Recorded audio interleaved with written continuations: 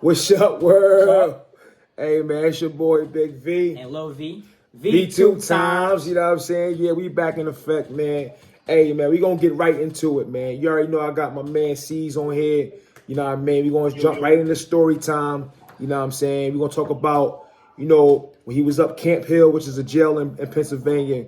When he was up there and he seen some stuff, and he gonna talk about the conditions of how they was living and how the COs was when situations happen. So, C's, man, you here? Yeah, I'm here. I'm here. What's up, Live Law Nation? Oh, yeah. Right. Double V.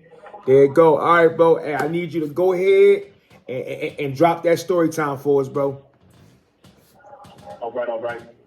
Yeah, what I wanted to touch on this video, just like Vaughn said, man, some of the conditions at Camp Hill.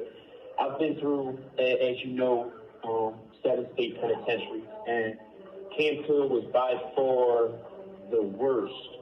Everybody knows Greatest Bird, and you know the risks of Greatest Bird and its notoriety. But Camp Hill had another aspect to it. Now, back in the 80s, there was infamous riots at Camp Hill because of the prison conditions, and the treatment of prisoners.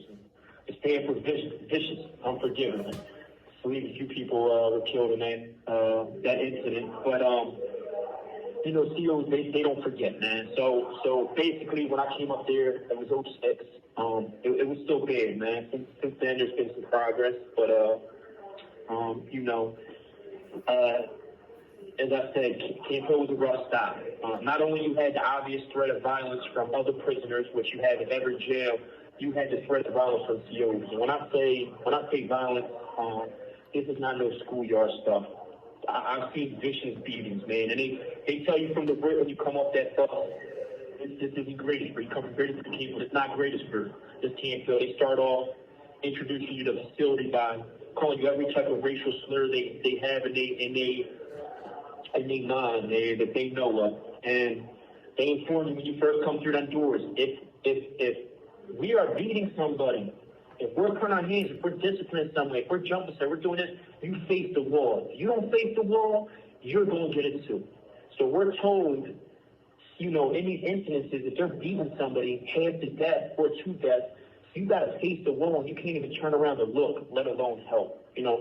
So I wanted to bring up a specific situation that came occurred when I was in Camp Hill, not too long after I got there, and it was with a guy above me, right? So I didn't know what happened at the time. I figured out later on that he asked for a grievance. Grievance for whatever the reason was. He asked for it. So the CO told him, "Yeah, I'm gonna get you a grievance. I'll be right back." So he comes back with one of his CO friends. And all we hear is like stomping and help me, and they were up there stomping this guy's head into the ground, hitting his head off the steel bumps. It had to be at least 15 minutes. Now, a lot of people when you get in a fight, they're like, "Oh, we were fighting for 30 minutes," or it's not really that time. Any professional fighter would tell you, or anybody that's fought under a clock, 3 minutes is a very long time. So when I say probably 15 minutes of just relentless beating, I mean at least 15 minutes. We're just hearing this dude his head stomped into the ground, and and just saying, "Help me, help me." There's nothing we can do. We're just locked up. We're locked in the cells, and So when they come out, they handcuff him. They bring him to the hole, and as they're bringing him down the steps, we're looking at him. His whole face is covered in blood. Can't recognize. You can't see any of his facial features, pretty much. And he's asking for his lawyers. Yeah, I want my lawyer. I want my lawyer. People think they hear about these type of scenarios. Well, why don't you just tell somebody? It's not that easy when the same people that are pressing you are the same people you have to trust to give your mouth to. That you got to trust to, let you use the phone. It's not going to happen. You will never get that word out there that you were just, viciously assaulted. Then when you go to the hole, it's a whole nother thing. It's not feeding you. It's turning your water off. It's beating you again. Not giving you sheets. So like I said, yeah, he's calling for his lawyer. I want my lawyer. I want my lawyer. They're just laughing at him, bringing him to the hole. And I can only imagine what happened when we got to the hole. Now, to give you a little more context, man, Camp Hill's hole just like the jail, was by far the worst I have ever been. I've done multiple years the whole time. Camp Hill is vicious. So it was the smallest cell I've ever seen, right?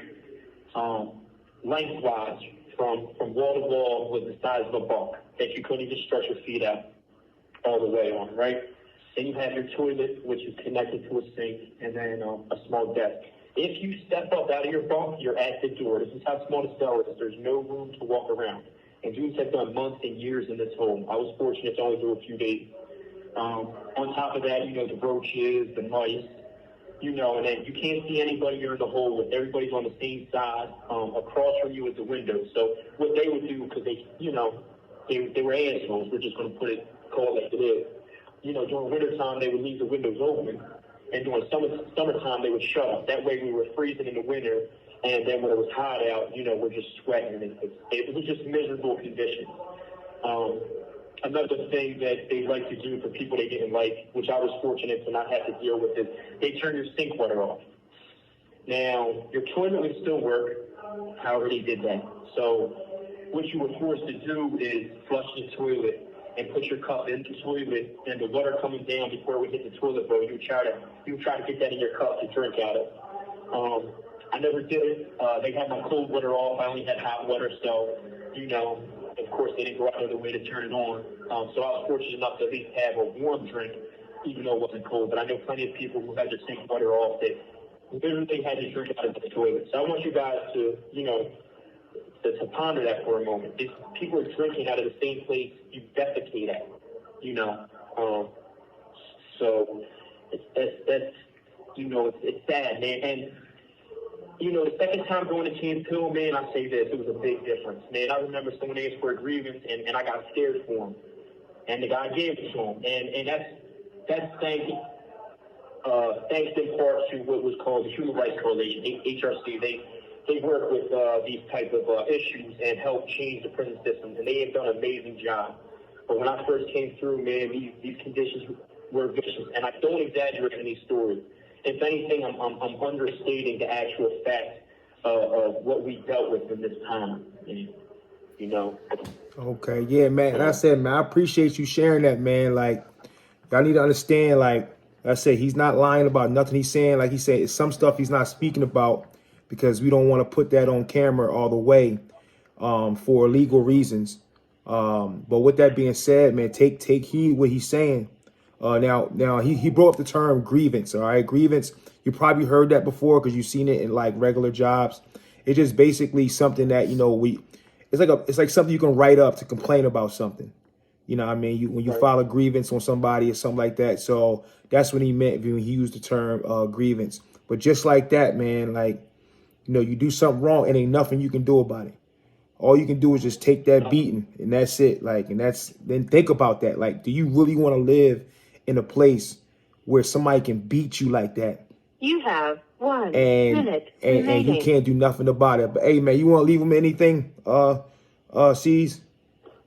Yeah, I always like to give a positive takeaway. You know that, man. So I have to say this, man. It should be noted first and foremost that although oppression is common with authority, we can't overgeneralize and blame the sins of some on everybody. It's not all of them are bad, all of them are good. That would be equal to them stereotyping us for our religion, skin color, or our criminal history or past, So keep that in mind.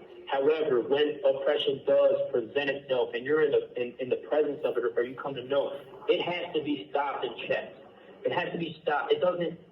Oppression doesn't start at the level where, let's say, cops are comfortable murdering somebody. It starts with the smaller things. They do this, they get away with that, they're going to try more. You get away with that, you're going to do more, and then it gets to the level of what I just told you, or even murder, inside the prisons and outside. So our job as a society, Thank you for using Global Telink. Oh, man. So, anyway, where the phone system works, you only can talk for 15 minutes and he just cut you off. But he's able to call back. But this is kind of sum up what he was saying and bring it up to a wrap.